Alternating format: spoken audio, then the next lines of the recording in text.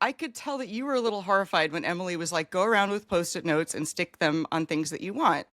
And you were not appropriately horrified. I think you that were is very practical. You were so into I've it. done this with my mom. I think this is a very, because I'm clutching my pearls. Don't clutch your pearls. When you die, you want to know that your things are going to people who want them and will appreciate them. If you can do this in life, you walk around with Post-its?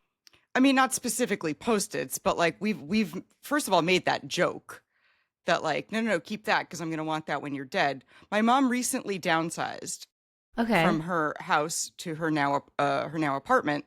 And some of the things she kept in mind with that I would eventually inherit them. So we had to talk about that.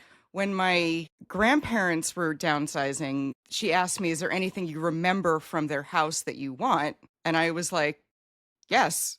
I didn't know people have these conversations. Why wouldn't you though? What's so... Okay, let me because you're acknowledging that you're going to die? I mean, I have news for you. I don't have a problem with that, but let me share my story with you. Does this it sound is the only morbid? conversation it's not morbid, it's practical. All right, no, I think talk about death, as much as poop. Yes. Not nearly as fun. But here's my one conversation with with any parent or grandparent or anything about after they die. Happened to be alone with my dad for a moment, and I said, Dad, do you, because I don't know what we were talking about, but I was like, do you have a will? And he goes, no, I'm going to let you guys fight it out. Ha ha. That was the end of it. I was like, but Dad, seriously, I just want to know, I want to know. This is, like you said, it's not morbid. It's just regular. And he's like, yeah, basically saying, shut up. None of your business. Like he said about everything. I go to the doctor and they go, what's your family history of diseases and stuff? And I go, none of my business.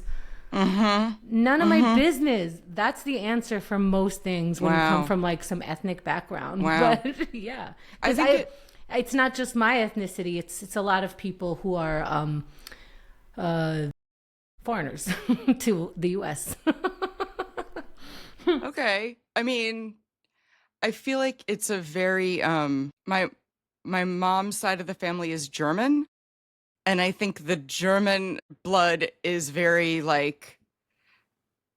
can't think of a better word than practical. Yeah, I think it is practical. I think it's morbid if you point at something, like if you're at dinner and you're like, I get that when you die. I think that's rude, and that's kind of gross and morbid.